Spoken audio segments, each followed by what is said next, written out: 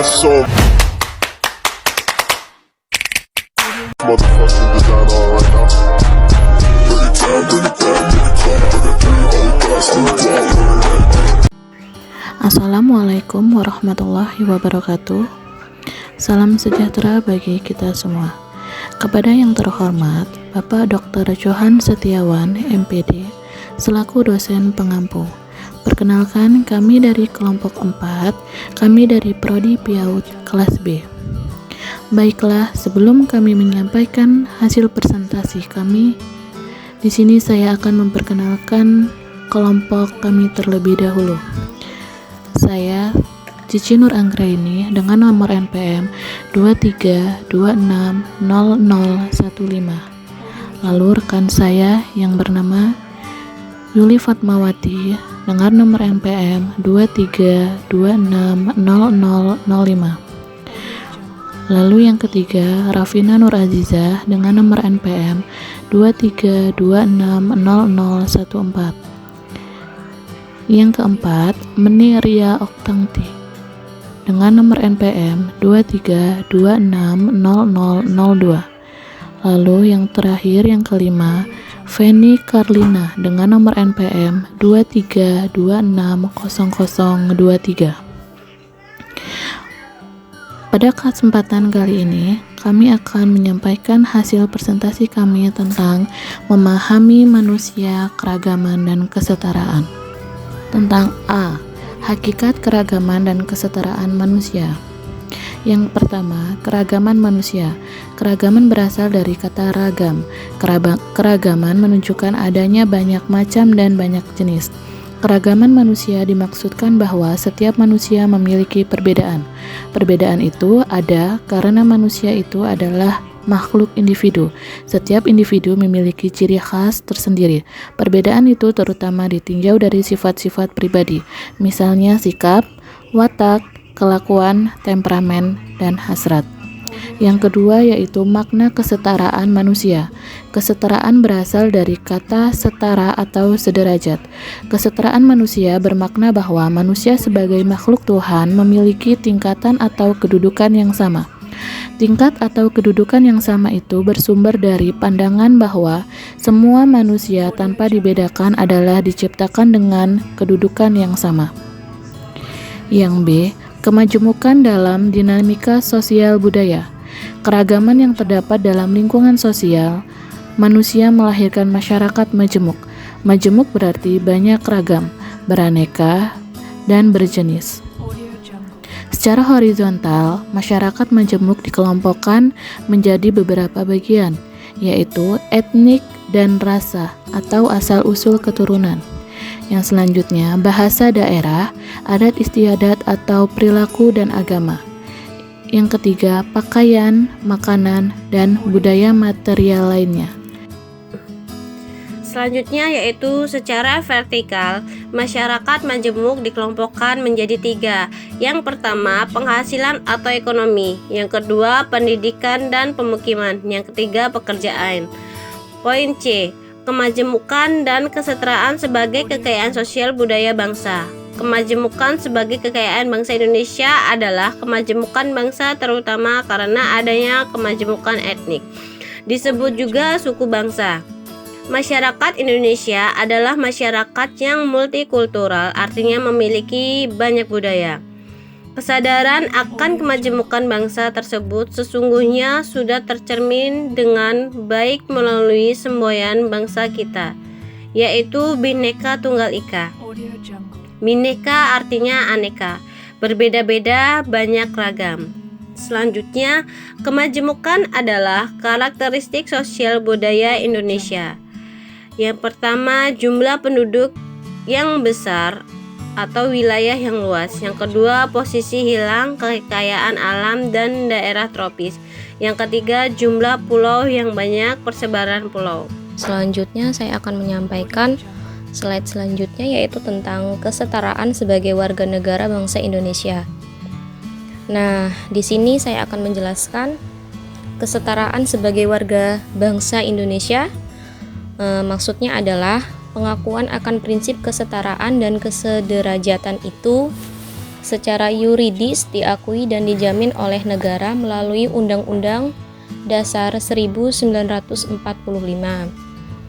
Hal ini dinyatakan secara tegas dalam pasal 27 ayat 1 Undang-Undang Dasar 1945 bahwa warga negara tanpa dilihat perbedaan ras, suku, agama, dan budayanya diperlakukan sama dan memiliki kedudukan yang sama dalam hukum dan pemerintahan. Selanjutnya ada judul tentang persamaan kedudukan di antara warga negara. Itu meliputi politik, hukum, ekonomi, sosial, budaya. Terus saya akan menjabarkan dari persamaan kedudukan di antara warga negara dari poin-poinnya. Yang pertama yaitu politik. Politik maksudnya adalah persamaan di bidang politik, misalnya memperoleh kesempatan sama untuk warga negara memilih dan dipilih, berkesempatan untuk berpartisipasi dalam kehidupan politik negara. Kemudian yang kedua ada hukum. Penjelasan hukum sendiri yaitu persamaan di depan hukum atau equality before of law, mengharuskan setiap warga negara diperlakukan sama dan adil. Hukum bertujuan untuk menegakkan keadilan dan ketertiban. Kemudian selanjutnya yaitu ekonomi. Di sini dijelaskan ekonomi yaitu persamaan di bidang ekonomi adalah setiap warga negara mendapat kesempatan yang sama untuk mendapatkan kesejahteraan ekonomi. Selanjutnya yang terakhir adalah sosial budaya.